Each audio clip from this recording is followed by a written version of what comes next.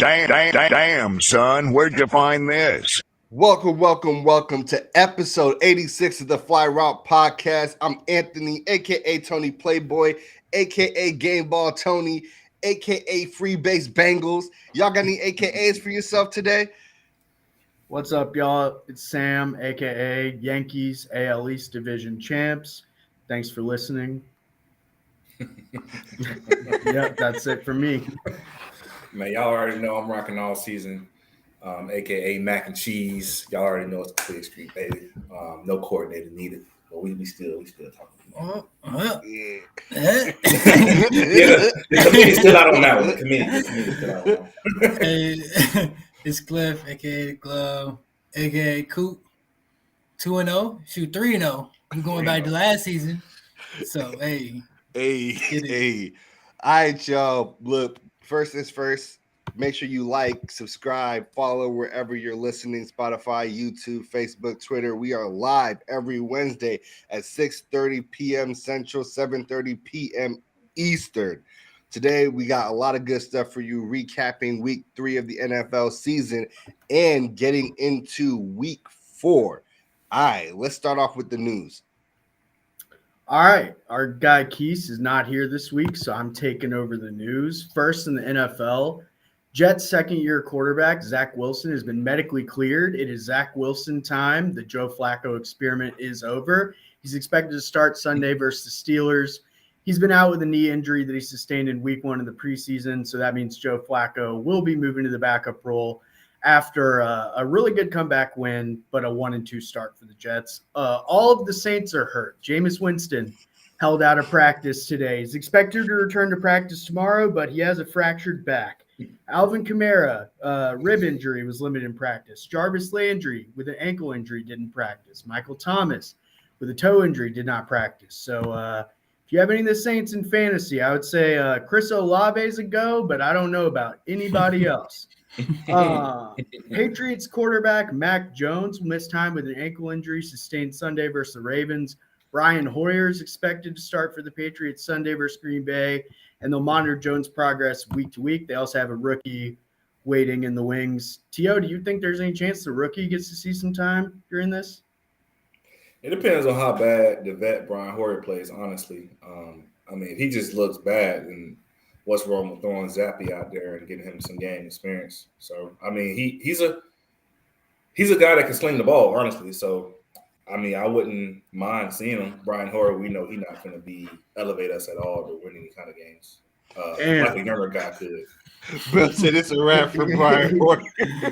Yeah. It's a wrap for my guy. He's not gonna do nothing to wow you. He just gonna. Yeah, that's what I'm saying. He gonna he's a very smart player. He's a very smart quarterback. So he knows what should happen. But I feel like a younger guy has a bit more, and Bailey Zapp has a bit more potential than a Brian Hoyer does.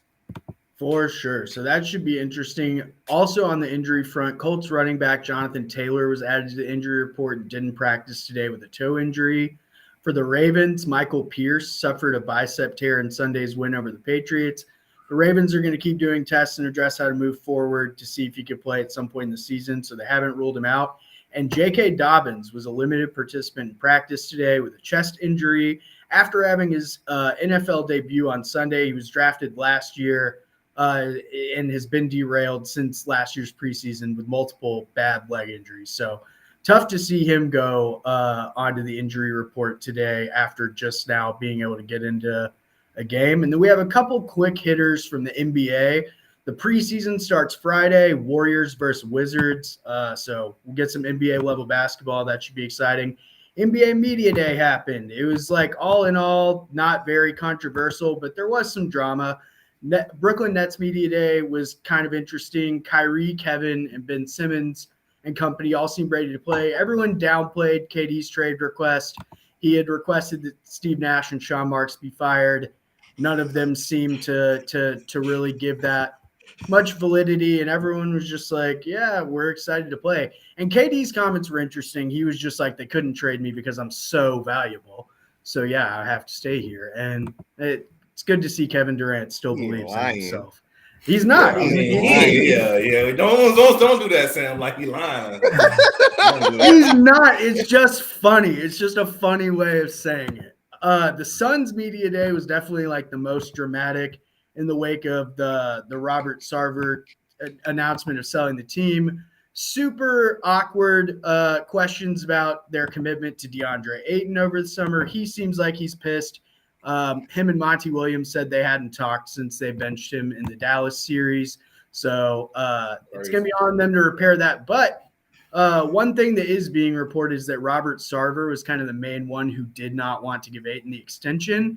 And with him being gone, there's a sort of potential for mending on both sides of that relationship. Jay Crowder wants to be traded from the Suns, and Chris Paul says he learned nothing from the Dallas series, which I just thought was funny. Boston head coach Ime Udoka has been suspended for a year for what's been described as an inappropriate relationship or relationships within the organization and behavior in the workplace. More coming out about that every day. Honestly, you should just Google it if you want to know more. And on the injury front in the NBA, Bulls guard Lonzo Ball is likely going to be out for the season after getting his second knee surgery. Obuli, I feel for you as a Bulls fan, as a Lakers fan, and Lonzo supporter. I feel for him especially. It just sucks that he can't be out there on the court when he's been so good and improved, especially like shooting so much. So it's tough to hear that him say that he can't even run and jump without experiencing pain. So yeah, it's not Say he looking couldn't good. go up the stairs. Yeah. That's Couldn't even walk crazy. the stairs. Yeah, honestly, I don't think we're gonna see him this year at all. If we see him on this contract again, like, Yeah, luckily, Ayo Dosunmu looked good as a rookie, and Patrick Williams looks like he lost a good amount of weight and is in really good shape coming into media day. He made sure to Zion have too. Zion too. yo, There are a couple people that showed James up to Harden lost media 100 day, pounds. guns out. There are a couple people that showed up to media day, guns out. Jim Zion, He's in the Patrick gym in the Williams. offseason. Boy, Zion got that weight clause in that contract and said, I'm gonna get this money. I'm gonna get this money. Yo, But yeah, they had that. did any James of y'all Playing have clause. did any of y'all have any other news? That was it for me. Anything big other than pray for our fellow Floridian Keys and any of Facts. the Florida residents down there who are getting affected due to the hurricane. So definitely give a shout out and y'all definitely in our thoughts and prayers for sure. Only thing I got is the Chargers are in the same boat as the Saints. Herbert rib injury. Joey Bosa is on IR now. So is Rashawn Slater. He out for the season. God Yeah. damn. So they are also in quite a bind as a group. He said, "Oh, y'all can't." That's Keys talking about all y'all there. All right. Dope. Where we at now? We going into the RPO? Yes, sir. Let's run it. All Got right, some spicy questions for y'all today. let's hear it. All right, so the first one actually for you, Tony. So now, after a disappointing start, 0-3 by a total of only 13 points, which is very close, should I say, will the Raiders be able to make the playoffs now that Justin Herbert dealing with an injury and all of their other injuries as well, and their team didn't look as good in week 3 either, and this was prior to all these, season-ending injuries and things. And then also, Russ is serving plates instead of cooking. So this is supposed to be a loaded AFC West. So can they still make the playoffs after starting 0-3, given all the factors in the AFC West? So before last week, I would have said absolutely not. Now I can say it's possible, just because the Broncos are 2-1, right? The Chiefs are 2-1, but the Chargers are also 1-2. So I don't know how much faith you have in the Broncos based off what you have seen so far, but to me, I think the Raiders have played better overall football than the Broncos, except for choking in every fourth quarter possible. So, like, if we count all the quarters equally, the Raiders have played more good football than the Broncos have so far this season. So I still believe it is possible. I do not believe it is likely. And the way the AFC West is shaking up so far, it is looking like quite a disappointment because we just watched Herbert and the Chargers get dog walked by the Jaguars. Dog walked by the Jaguars. So, hey, right now I'm saying it's still possible. There is hope because the rest of the division is not world beaters like we expected them to be so far, but it's not hyper likely. Okay. So the next one here is for Sam. So the last time all teams in the AFC East were over 500 was at the end of the 2002 season. So the Dolphins are now the lone undefeated team in the AFC with a 3-0 record. So is the AFC or AFC East division the Dolphins to lose? This one had me a little bit conflicted because I like the phrase you used last week when you said it is till it isn't when you were talking about the 49ers. So with that in mind, I almost ran with it, but I'm going to pass. I think the Bills are still my favorite to win that division and win the AFC. And I'm not the only one that thinks so. Vegas still has them minus 240 to win the division. So I think that they're definitely going to have to win the second matchup to make sure the Dolphins don't have a tiebreaker on them. And with all the other factors, I still think the Bills will end up with a better record. For sure. Agreed on that. I don't know. I saw a video of a dude who was kind of breaking down Josh Allen a little bit, and I was like, okay.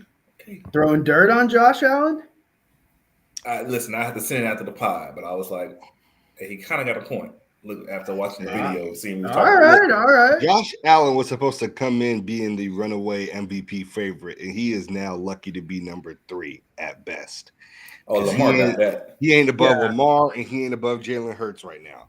So he is lucky to be 3rd at best right now. And matter of fact, some people might say 4th because 2 out here. I'm about to say 2. Yeah, I mean, 2 out here.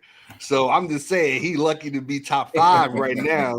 So I'm not throwing no dirt on his name. I'm just saying he was supposed to be the runaway favorite this year, and we ain't seeing that right now. Well, I mean, besides last week, he's kind of been laying it on people, except for last week. We all know who you're rooting for, Keith. Dolphins' defense is really good, though. Yes, it is. It is. Yeah. That helps. But, we've seen Brady get some MVPs with some really good defenses, too. Facts, yeah. And so was the Eagles' D. The Eagles' D is.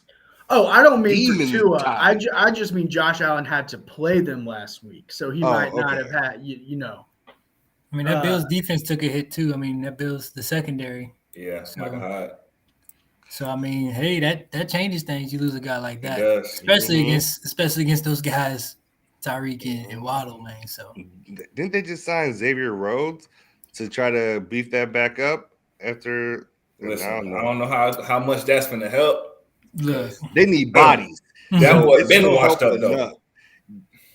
It's about you need bodies at this point. They ain't got bodies. Who you finna cover? I don't want to cover neither one of those guys. Hell no. Who you finna cover? They got the Ravens this week, and Lamar been torching people through the air, so it's going to be interesting. I don't even think he's sticking our receivers, or even he ain't sticking Rashad Bateman. Hey, damn! Maybe he put him on Devin Duvernay. Hell no! He's too slow. He trying to get physical with him at the line, jam him up. Hey, look, we're gonna be on Mark Andrews. Yeah, that's probably the only person he might have a chance against, just because of honestly I'm gonna say speed and agility because he's not the fastest. Nah, we're gonna be on Rhodes Watch to see what he do this week. How he gonna show up? Mark that down as an X because I definitely want to see how he finna act this week. How he gonna show up if he plays? So, Cliff, I got another one for you here. So, are the Bengals too talented for a Super Bowl hangover, and are the Jags ahead of schedule? The reason I say are the Jags ahead of schedule is because their defense has only allowed 10 points in the past 2 games, and they outscored their opponent 68-10. So I mean, Yeah, man. look, I he needs some think coaching. yeah, they honestly had high hopes for the Jags. Like even though like the Jags are the Jags and like maybe they changed, but I remember saying when I was talking to my boys at Titans fan, I was like, don't sleep on the Jags. Don't sleep on the Jags. Like if they figure it out, I mean they can go. So how I feel about that, I think they are, they played the Colts and they played the Chargers and they beat the Colts convincingly, shut out like defensively, and then gave up 10 to the Chargers. Would have hurt, with injuries with the Chargers, but you still held that offense in Herbert, to 10 points. So I think that's pretty different. And honestly, the Commanders stole one in week 1, in my opinion. Stole one. So It's looking like it. Yes, it is. That ass one was bad. They just got this pass. Hey. So I think the Jags can definitely, I think they're definitely ahead of schedule. Obviously, you didn't expect them to be 2-1 through the start of the first 3 games. They got the Eagles this week. So hey, we gonna see what they talk about. That's a ball game. That's gonna be a test game. I'm excited to see the 2 young. I can expect for them to lose if it's a respectable loss. Like if they don't lose bad, the line is 6.5. The line is 6.5. If they don't lose bad, what if they win? Like I'm not ruling that out either. Hey, look. I mean, I think the Eagles are legit. Don't get me wrong. I'm a Cowboys fan. I still say it, and it hurt to say it, but I think they're legit. But I think the Jags are a team that is really good. And again, if they've figured it out, or if they figure it out, like they can be a good team with the pieces they have. And they went and spent that money. They spent all that money for a reason. So, what y'all think about this comment from Davey? Yeah, I think we should go right into the fantasy segment, then do on-field bouquet, since we got this question right here from Davey. Yeah. So shout out to Davey. You got half PPR league, pick a running back and a flex player.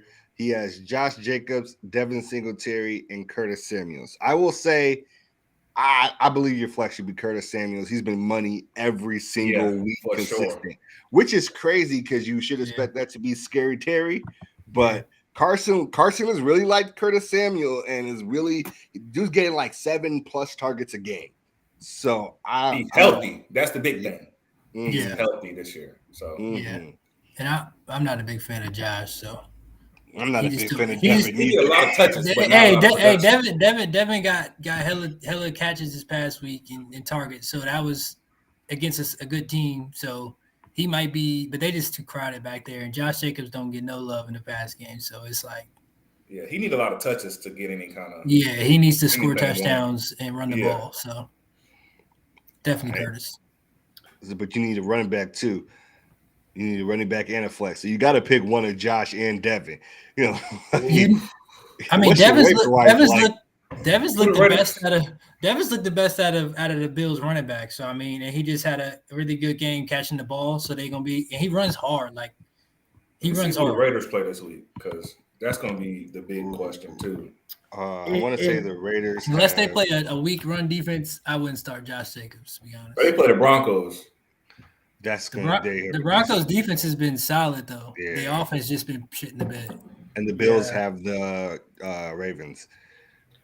Devin Singletary has been in half PPR, averaging 12.1. Josh Jacobs has been averaging 10.7. The projections like Josh Jacobs this week more. Devin Singletary has been better over the course of the season. So, I mean, take that for what you will, but I think we're all in agreement that Curtis Samuel out of all those players is number one. Definitely. And then just being on the Bills helps Devin Singletary a good bit.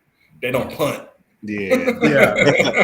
I guess we saying that Curtis and flex, Devin Singletary in your running back spot.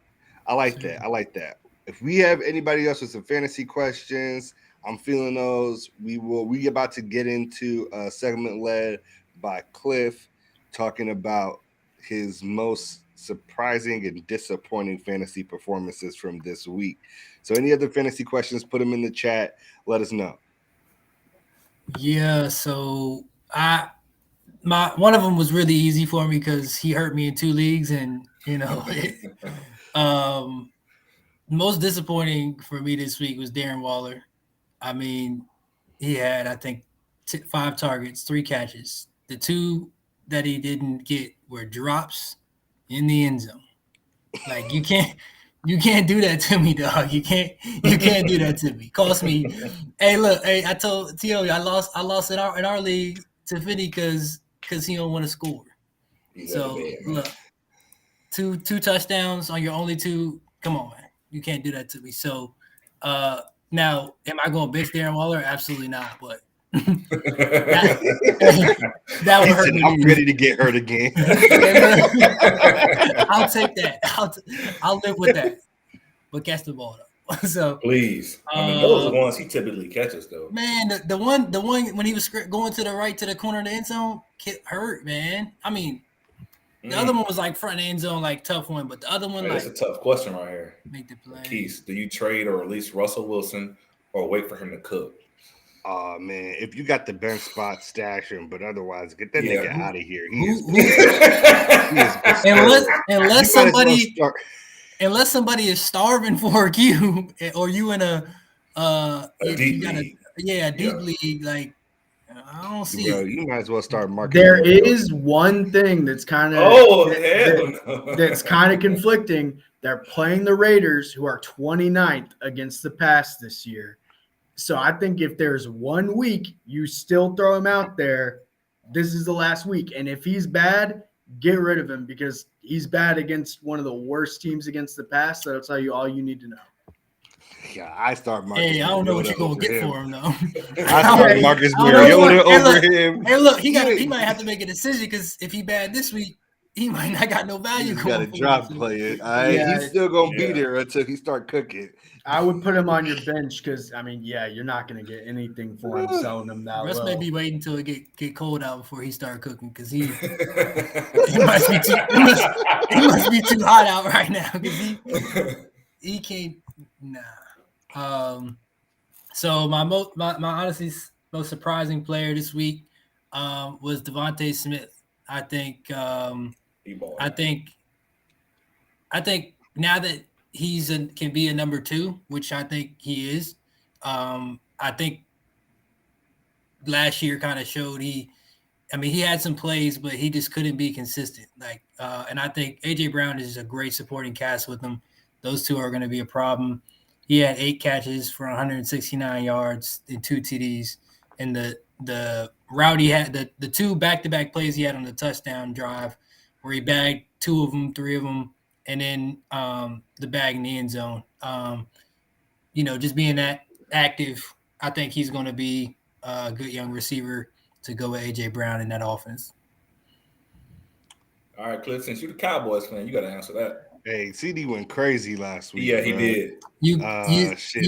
Sam popped my shit in one of our leagues off CD. I had to get you back. I had to get you back for week 1 because you beat my ass in the fly route league.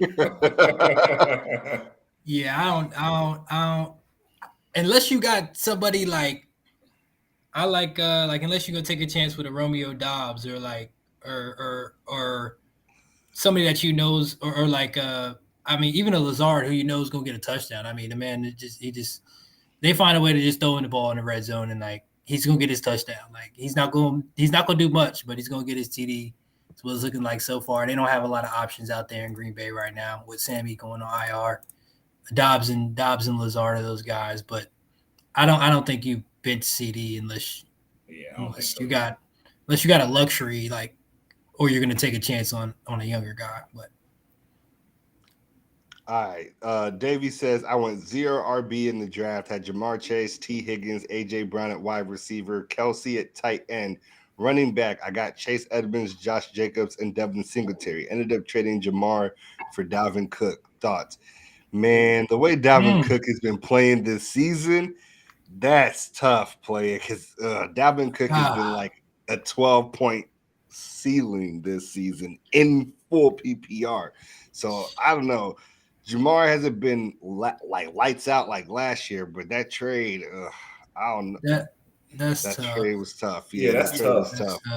I don't know if you really need a running back, I see what you're saying because Edmonds, I think I've always been like, that backfield is crowded too, though.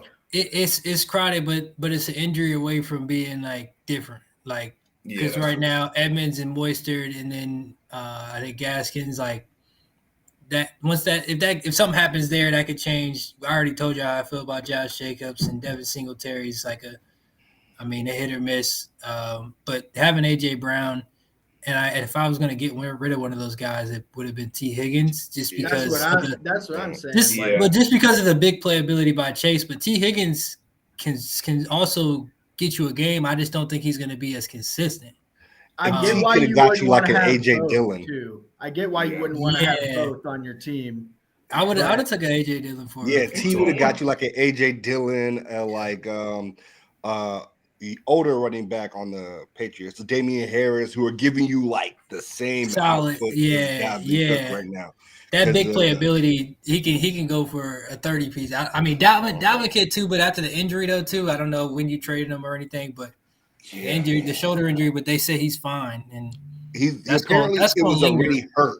He hurt it last year. He been hurt because I had him in fantasy. It was hurt all last year, and I don't know think he ever fixed it. No, they said it was always broken, like it was always torn. I don't think he ever got it fixed, but he refused before to play with the harness. So basically, since he wasn't playing with the harness to keep it in place, it got knocked back out of place and redislocated. They're like, he's now going to put the harness back on. He should have been had it on. This man been playing with it like that, and that's tough for a running back too, with all the touches you get and you lower your shoulder on people. So yeah, I don't know. That's crazy that it was torn the whole time and he just wasn't harnessed. Yeah, and was still playing through it. Like he was playing. He didn't miss a lot of games at all. Like he was playing through it. So respect there, but you gotta look out. He should have had surgery over the off season, bro. Like for sure. I don't know why. I don't know. But why. I can see if Dalvin Cook can stay healthy though. I can see the value in that trade, like he said in here, because he's gonna get the touches. So, and the thing about Dalvin is, it's not like he's primarily like, let's say, like a Derrick Henry. Like you're not really finna pass Derrick Henry the ball, but Dalvin Cook, I mean, he can catch passes, but he's not. That's the weird thing. So Keith's talking about how the offensive scheme has changed and they're way less reliant on him, which is like because before they used to workhorse Dalvin. Oh, they did, and everything used to function off play action for Kirk. Yeah. It wasn't like they have a passing widespread offense with a running back that's very good and that kind of flip. Now they're just passing and spread instead of we forcing Cook down your throat. You're gonna load the box. We're gonna hit you with the play action. They don't really do that like they used to.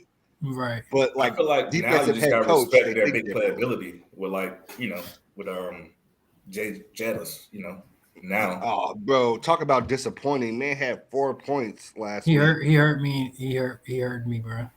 Cookie. The last 2 weeks, I think he only had 8 against the Eagles. Yeah, 10, I think. Snap week 1, and we like, oh yeah, Jettis. It's time. It's time. Hey, look, he due for one this week. Who they got? Look, I hope I'm never going. I can't say no way, bro. Ain't no way. I think he was my first pick in the draft. You're not sitting that man. That's not a conversation. Only time he said it's bye week. The bye week is the only time. Yeah. Ain't no way, man. Definitely sports with this one. Oh, it's a $50 prize league. Is your David said it's a $50 prize league? Is it 50 buy-in or 50 total? He'll get to us in a second. They got the Saints this week. I'm just like, yo, what's going on? The Vikings are just like discombobulating this season. I can't lie. He have a good game against Lattimore, though. Honestly, like the only person we know Lattimore gonna show up for is Mike Evans. He go Debo Mike Evans always. Always. Mike Evans do not want smoke with mans. All right. We got Cliff with the the players of the week from week 3 up next. Unless we have any more fantasy questions. One more keep coming through. Yeah. Oh, that 250. Ooh, yeah, that's nice. That's nice. That is nice. I'll take second place too. All right, yo, Toya in the chat. What's up, Toya? All right, since Toya's not playing me or Sam this week, All right, who would you start between Kareem Hunt and Khalil Herbert? If David Montgomery doesn't play, no doubt Khalil Herbert. 100%. But if David Montgomery does play, maybe even still Khalil Herbert. Let me see who they play. Yeah, who they got? Bears are playing the Giants. They play the Falcons. He should be able to. The Cleveland plays the Falcons. Bears play the Giants. Yeah. Yeah, it depends on if, like you say, David Montgomery. If David Montgomery doesn't play, Khalil Herbert's going 20. Hunt's going to get the catches, and Herbert's going to get all of it. Like if Montgomery's not playing, it's definitely Herbert. And we run the ball. We run the ball in Chicago right now. We running that boy because Fields throws like 12 passes a game. Like he is not throwing the ball like that. We get like 300 yards on the ground every game. So he is going to super eat. And y'all got the Giants? Yeah, and we got the Giants. We ran well against the Giants, and exactly. Kareem Hunt Anthony, I'm sorry. This is such a funny stat. I don't know where it is anymore, but coming into the week, Justin Herbert was 33rd in passing yards, and there are only 32 teams. Oh, Justin Fields? Yes. Justin Fields. Yes, it was. It did happen. Look, I got my boys back. That's all I know. I got my boys back. He's going to get it done. People are really writing him off way too soon, and his rookie season was a fucking wash because, like, Matt Nagy, like, hey, they're winning too. I mean, they got a positive record. We are winning despite him, not because of him, and I hope we can get to the point where we win because of him. But like, people write him off way too soon. We saw how long it took Josh Allen to go off. It is Herbert's time to eat. He scored 30 on one of my benches too this week, Toya. I was mad I sat him, but if David Montgomery's out. Just like last year when David Montgomery missed 4 games, Khalil Herbert was like a top 12 running back every single week. He is very Javonte Williams-esque where he does not go down in first contact like almost ever. So like, and he also split in carries. I will say Chubb, Keith said Chubb is going insane right now. We agree. Hunt's main value is going to be in the passing downs, which I don't think becomes super prevalent unless somehow Atlanta can get a really big lead. And stop Chubb. and stop Chubb, yeah. Hunt's still a top 15 back right now, but it's coming off of mainly a really strong week 1 performance. He put up like 23 and then has had 9 last 2 weeks. But if you're in a full PPR league like the debate one we're in, he's still valuable because he catches passes. He's still getting like 5 targets a game. They'll try to get him in the box too. They be trying. Yeah. All right. We appreciate you. We always appreciate all the questions that we can get from y'all. We'll answer all your fantasy questions. Until we get some more of those, we got Cliff hitting us with the players of the week from week 3. Yes, sir. I went with an obvious pick for the offensive player. I mean, Lamar Jackson. 218 passing yards, 107 on the ground, 4 passing touchdowns, and a rushing touchdown. He had a pick, but I mean, he had 5 TDs, 300 all-purpose yards, and a dub. I mean, we didn't even lose that bad. And he getting them through the air. It was a dub against the Patriots too. So it was a dub against the Patriots, so that gets a little more against Bill Belichick. That gives a little more sauce on him. We didn't lose that bad. I mean, look, Mac Jones was moving. He was running. He was using his legs. He was gritty. He was feeling himself. We had a chance. Ankle could not support all that bullshit. We had a chance, and we would just that man hurt, boy. Yeah, he looked like he was in big pain. That's a high. That shit was hard to see. Yeah, that shit was hard to see. Hey Cam. Cam might come back, even though he kept saying it. It was a bad look to come through on teams in the middle of the season. He said Lamar getting 260 plus guarantee. He better. He's sick. Y'all should have paid him already. Yeah, that's on them, bro. He's turning up, man. He's obviously number 1 MVP candidate right now. But he's definitely the offensive player of the week. Defensive player of the week I gave to a safety, a young Ooh. Safety for the Texans, Jalen Pittier. I think that's how you say his last name. He's a Okay. rookie. Oh, He had- Pitre. Yeah, I don't. Pitray. I think it's Pitre. Pittier. He had 8 total tackles, a sack, and 2 picks. Pretty sure it was a losing effort, but I think for a rookie, I mean, there were some other guys that I could have considered like Hendricks, guys like that. But I think for a rookie to have, a game like that and be that involved is solid in my opinion. No special teams player this week. I just say there wasn't nobody I that. thought you was gonna give it to the Broncos punter because that man was going stupid. He was so dumb. Eli Manning said they should have gave him Russell. Oh, Wilson's he did say contract. that. Yeah, the Broncos punter was going stupid. Hey, it was a crazy week for punters, man. We got punters kicking it off the ass. We got Oh yeah. man. But yeah, that was he definitely was eating punter.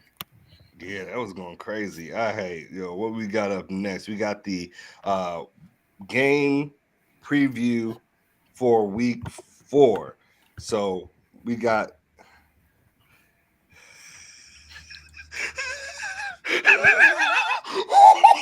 oh shit! I know that's not how you meant to, but show that shit was hilarious. Toya says special teams is a vulgar phrase for me this week. That's amazing. Yo, because Toya is a Chiefs fan, and they've been dealing with the injury of Harrison Butker and having to use the backup. I'm surprised they just ain't sign another kicker. That boy Justin Like, Reed been out there Right, kicking I'm the about to ball. say why Justin Reed just let him do it. Yeah, I mean, because he been missing. Rodrigo Blankenship is on the street. They could have signed Destroying. He would have got them right for a couple Hey, you hear me? Yo, they could have. The Chiefs could have signed Destroyer and got themselves my right boy. for a couple of weeks. Like, I'm just like, yo, they going with Justin Reed, and like, I mean, it's causing some. I think that kind of costed them that game for sure. I think they should have beat the Colts, but They better find a kicker or play 4-down football. I mean, look, we got a new kicker, Fire Amendola. Okay, okay, that's good. You got the new guy, former kicker from the Jags. Shit, I think I know who you're talking about. The dude that got Josh Lambo, the dude that got kicked by Urban Meyer. That might be him. No. Okay, so we should have went with Justin Reed immediately. Was what Toya said. According to Keith, the new kicker is the one that missed. Yeah, Amendola or however you say his name. Danny Amendola. I'm telling you, you might as well give Justin Reed. He already on the roster. He playing. Yeah, let him do Harrison something Butker else. back this week. Yo. Yeah. All right, that's facts. All right. And apparently Butker should be back this Sunday. So hopefully that solves a lot of their woes. They should have just He played was out there 4-down kicking football. dirt. Yo, and honestly, it was crazy because you saw Mahomes and Bieniemy get into the other sidelines because Mahomes wanted to shoot the bomb, and he was like, "Nah, man, we taking the ass to the side." Hey, there was a LaShawn McCoy said too. Huh? LaShawn McCoy said that boy don't know what Yeah. he's talking about out there. He just Yeah, but LaShawn McCoy clearly got some slight beef because he's been talking He shit do. about KC since He they do. cut him. He was talking Yeah. shit about Andy Reid on IG last season. So, like, grain of salt with all that shit, especially if you already got beef with shit that's going on. Sky Moore got a lot of hype, man. And I'm like, I like Sky Moore. He's a rookie. It's gonna take some time. He got so many other receivers in front of him that it's not a lot of pressure on him to be great just yet. So he's gonna acclimate. well though. he's going to be solid for them once he finds his role in the offense and Mahomes get comfortable with him. He'll be all right. For sure. Mm-hmm. Toya says Big Boy is big bitter, and he says Shady out here flip flopping. His last season, he was on the offensive coordinator Bieniemy side. Yo, we got one more fantasy question from Davey, which is who y'all starting this week, Mike Williams or Cortland Sutton? So the Broncos have The Raiders. Which, I mean, that should bode good for a big Cortland Sutton week. Yeah, he's been solid as of late too. He's been a solid 12, 15, somewhere around there. Yeah, Mike Williams. I like Cortland Sutton. I think he's the most stable option here because he already has a great rapport and the matchup is very good. However, Mike Williams is in a situation where Keenan Allen may still be out, and then the new receiver who would be getting a ton of play just tore his ACL and is out for the season. Like I think Guyton. Guyton, yeah, Jalen Guyton. Mhm. So there ain't a lot of bodies for the ball to go around to. Like Mike Williams and Jarrett Everett are going to be. If Keenan out on the field, then he's the one. So, but I think Keenan's training to play this week. So, and I have him. So I hope he does play. But Portland for sure. I think, yeah, for sure. Okay. And if Justin Herbert were healthy, that would maybe help Mike Williams' case too. For sure. Yeah, consistency. But on the other hand, Russ has been ass. So like, hey, yo, Cortland he's still been he's getting the ball. He's getting the ball. Especially if it's PPR. Yeah, especially if you got PPR. Cortland's been eating on like short routes that go nowhere, but them points is the points. Once you get in the box, it's even better. Like, hey, we good. Yeah. You're a 20-point guy. You get in the box. Yeah. All right. So we got our game previews this week. First, we're going to talk about the game of the week this week. For me, it is undeniably Bills-Ravens. I think those are the two best teams playing each other.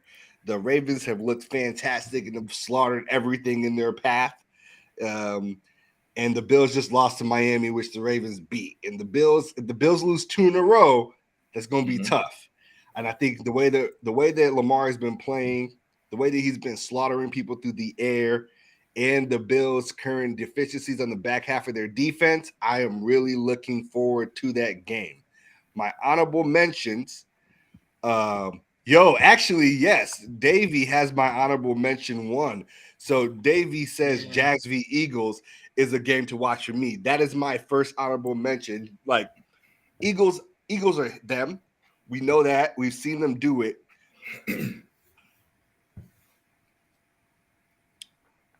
Good call, Davey. Thank you. Both lost to both the Ravens and the Bills lost to the Dolphins. Last minute comeback by Tua. He threw 5 touchdowns in that game. OP. Yeah. 6. But 6. Yeah. 6. Jesus. Give him that dude's been going bro. crazy. That dude's been going crazy. But Jags v. Eagles, I like that game a lot. The Jags look really good. Like shockingly good for even people that thought the Jags were going to do a lot better. Trevor Lawrence looks like he is ascending into his his like projected top 15 quarterback status. And I really want to see that game because if the Jags are real, we're going to see it this week against the Eagles because the Eagles have been a unstoppable monster. So if the Jags are real, we're going to see it against the Eagles this week. Toya actually is talking about pissed off Mahomes versus pissed off Brady. That is my honorable mention 2. The third game I got is Chiefs versus Bucks. The Chiefs are on the road again. And that is just like major offense versus major defense. Like Chiefs top 5 everything in offense. The Bucks top 5 everything in defense. Like that's going to be a game where teams are really going to have to match at their strengths a lot. And I don't know, Mike Evans is back, which is going to be big for Brady, but their offense at no point has really looked amazing this year. So they got to keep up with Mahomes.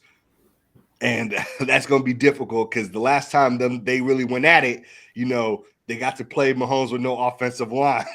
And he want that lick back. He want that lick back. I think the Bucks definitely got to get the run game going, and you're gonna get Mike Evans back. But I don't know if they're gonna have Godwin. You're not probably gonna have Jones. Davey says he's questionable, so we'll see. Yeah, so we'll see what happens with that. So I think, but I do think they got to get the run game going to, because Brady trying to do everything, and you got to help that offensive line too. What's popping? Kilo Kel 6. How's it going? Let us know what team you repping in the chat, so we get a little bit of info on you, how you moving. So those are the top 3 games that I feel. Davey also said that Godwin was limited in practice today, which is big because, if he practicing, he might play. Yeah, because he played week 1, and I think they rushed him back week 1. Mm-hmm. Like, I think that was very similar with Michael Gallup, and I'm happy we waited on him, and he might play this upcoming week. But like, they rushed. I don't know if he should have played right away. I think they'd have won that game anyway. They both tore ACLs. They right? would have won that game anyway. So they did. So that's how I feel about that one. But they'll be all right. They gonna. I mean, it's time. Okay. Facts. Those are the top 3 games that I feel like are must-see TV this week. Moving down to the 5 fly picks and the bets going on. Recapping last week, I went 2-3. I mean, I'm really getting cooked this season, y'all. The Raiders and the Niners choked at the end of those games. It ruined what could have been a nice 4-1 weekend for me. So we're going to get it back in blood this week. And I got game 1. Cardinals versus Panthers. The Cardinals are 1.5-point favorites. This is counterintuitive because the history of this matchup says you should bet the Panthers with high confidence. But this team's offense this year, both teams' offense looked really similar. The Panthers' defense have been much better. However, the Panthers have played the Browns, Giants, and Saints, while the Cardinals have played the Chiefs, Raiders, and Rams. So the Cardinals' strength of schedule have just been so much harder that like I'm 100% feeling like the Cardinals should be able to take this one even on the road. This point spread is 1.5, so that should be pretty good. That should be pretty good. Game 2 is Chiefs Bucks. Chiefs are 1-point favorites. I am taking Chiefs Kingdom to upset the Bucks at home. Well, on the road against the Bucks. The Bucks are at home. This game, talked about it earlier about the defensive matchup versus the offensive matchup.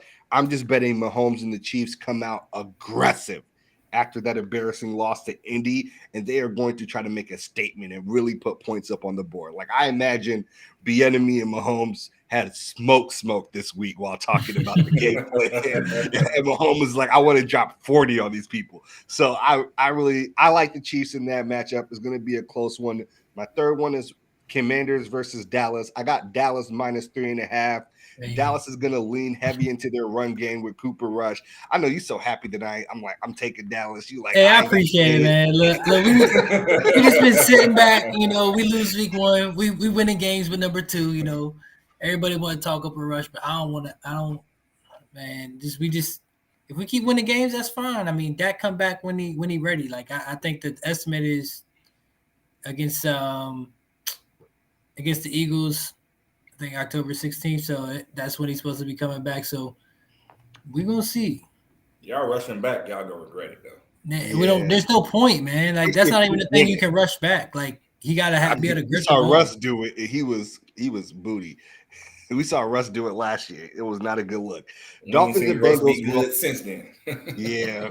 Dolphins and Bengals will be good. It's a 4-point spread on Thursday. It is not part of my 5 fly, but I would take the Dolphins minus 4. And the most important thing for me that game on Thursday is seeing the all white unis, the free base Bengals unis.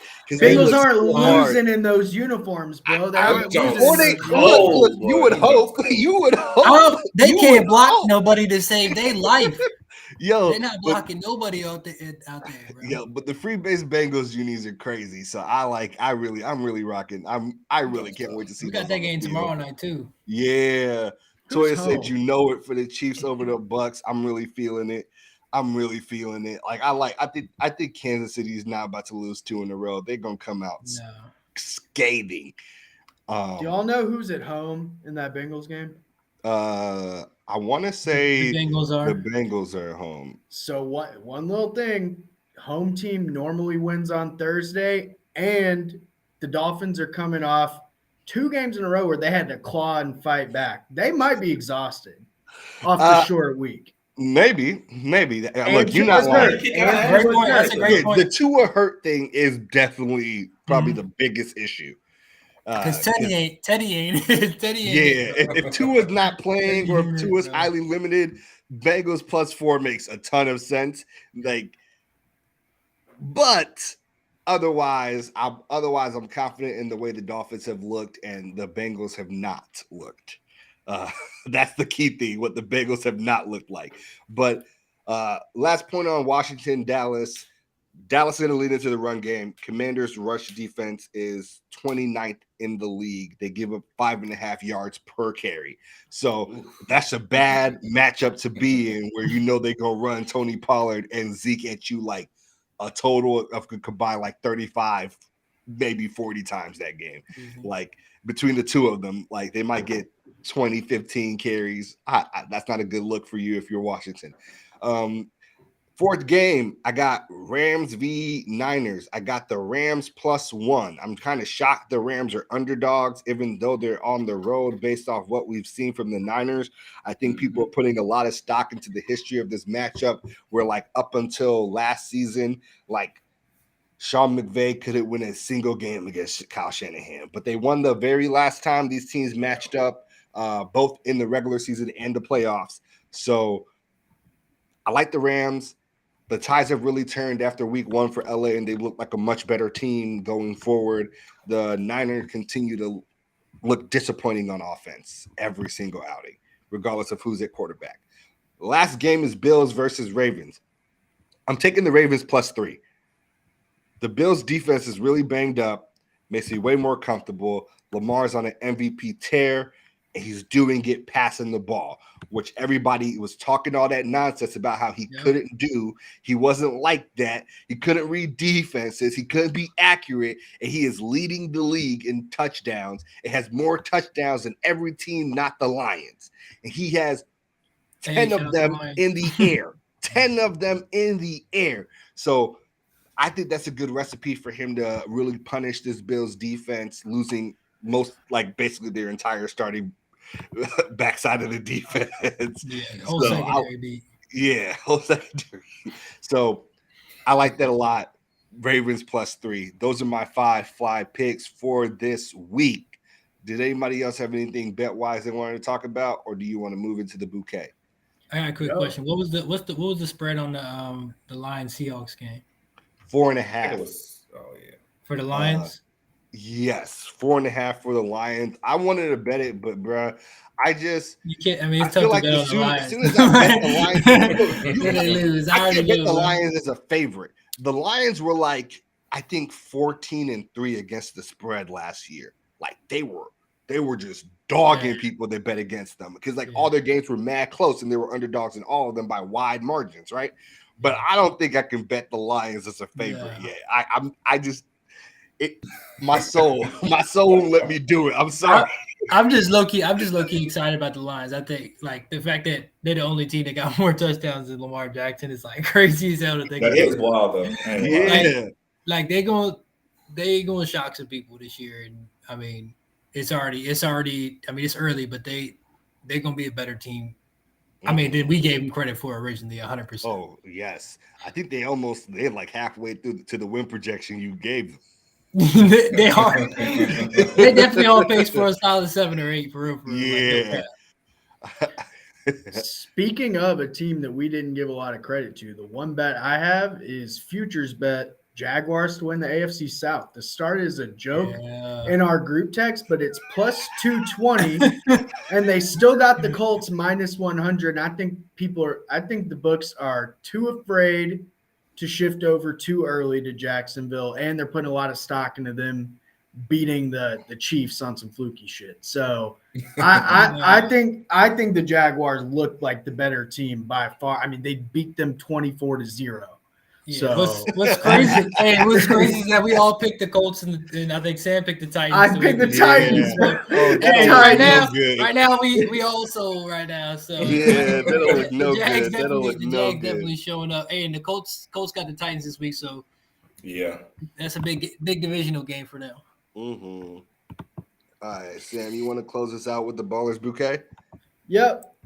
So too often, the media only focuses on the salacious things that athletes do. Here at the Fly Route, we like to make a change, focus on the positive impacts the athletes make in their communities. A common phrase you'll hear me say on this podcast is, I know this is not a baseball podcast. And this week's Ballers Bouquet goes to Yankees All-Star catcher Jose Trevino, who is their nominee for the 2022 Roberto Clemente Award, which is the service award for Major League Baseball. Every team nominates a player.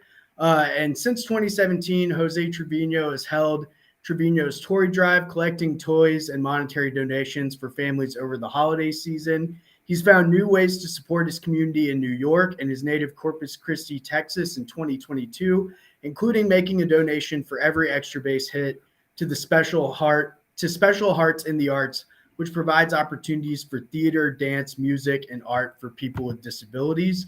So this week's Ballers Bouquet goes to Jose Trevino and the outstanding philanthropy he's doing in both New York and Texas over the course of the MLB season. Have to give some love to my guy. He's first-time All-Star this year and continues to be the most positive presence in the Yankees clubhouse. So that's why he gets this week's Ballers Bouquet from me.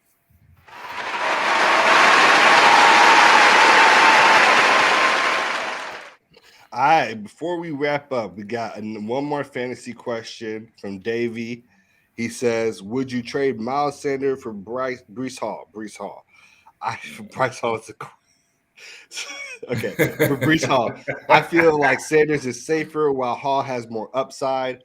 I like Miles right now, especially the way that offense is moving in Philly. You don't really know what the Jets look like yet because the quarterback change is about to happen. They got some young studs too, though. Michael Carter, I think Tyler Johnson. They're still a young team. I think obviously the Eagles' offense is better, but if you look at his action in the pass game, Miles should be getting more, but he doesn't, and he's also like injury prone all the time. So Breece Hall has been really consistent as far as they're splitting pretty evenly with Carter. Like Carter will pop, but I mean Breece Hall, I'm pretty sure has had double-digit fantasy points because I got him in a couple leagues. He's had double-digit fantasy points every week, and he gets a lot more involved in the pass game. I think he had like 9 targets this past week. So, and they're going to be losing games and working back. So like they're going to be losing games and working back. And if he's getting a lot of love in the pass game, like honestly, and if something happens to Carter, like Miles is just kind of. I feel like Miles has just been kind of standard in the way the lead runner on that team is Jalen Hurts. I mean, Miles is injury prone. He's liable to. I think it wouldn't be. It's a trade you can trade and then be like, yeah, I won that. And I honestly don't think it would be too far off if you're looking at the two of them overall throughout the season as far as overall production. Yeah. I think but the only thing that makes it is the him splitting carries. But I mean, Gainwell's there, and Jalen Hurts is taking all those. Pick up Gainwell on your bench if you can, and even if you don't make the trade, just make sure you have some Miles Sanders insurance for sure. Yeah. My only concern about the passing game is we go from Joe Flacco to Zach Wilson. Facts. Right. That's my big concern. Yeah, right. So I would wait a week if you could on the trade to see how Zach Wilson involves him in the passing game, because Joe Flacco, seasoned vet, is willing to take the running back screen check down when things aren't there and let the running back try to make the play for him. But we know the young guys, they get way too obsessed with trying to make the big play. Everyone is not there, and Zach Wilson had that trouble season 1 and threw a lot of interceptions because of it. Yeah. Right. Hopefully he comes back better, but I don't know. It's been a minute since. Yeah, we're gonna have to see for sure. That's the thing. Joe Flacco is gonna take the easy check down. He's gonna take it. Let Breece go do the work. So I would say if you see Zach doing something similar this week, I would make that trade just for the upside. But otherwise, I'm a little bit like on the fence just because Zach may not utilize him the same way Joe did. I'm with you. I'd wait. Yeah. Definitely a wait and see. Wait and see if Miles stays healthy, and then really, I mean, I'm benching Breece Hall this week myself just to give you an idea because I don't know yet. I got Carter and him in one league, and I gotta bench them both because I really don't know what it's gonna look like with Zach and them. So we're gonna see. No, yeah, but if Zach gives him the same looks, I think it's an easy trade. It's a win. It's a big win for you. Yeah. For sure. It's a big one for you. And then, like, you could still put Gainwell on your bench for if Miles Sanders goes down. If/when Miles Sanders gets hurt. I didn't want to say when. I don't never wish it on nobody. I still won't. It's just inevitable. It's been inevitable with him, I hope he can stay healthy. The sands of time. I don't know how deep your league is, but if you could get Boston Scott too, I mean, if he goes down, if you're in a deep league, yeah, they'll use both of those guys. Yeah. Okay. All right, that's dope. That's dope. That is it for episode 86 of the Fly Route podcast. We appreciate everybody that stopped through, hit us up in the chat, asked the questions. Like, y'all were amazing this week. For everybody that's listening on Spotify and Apple Music afterwards, you can always catch us live with everybody else. 6:30 p.m. Central, 7:30 p.m. Eastern every single Wednesday. And we will hit you up again next week. Yep. All right. Yep. Thanks, y'all. The Fly Route Pod. The Fly Route Pod.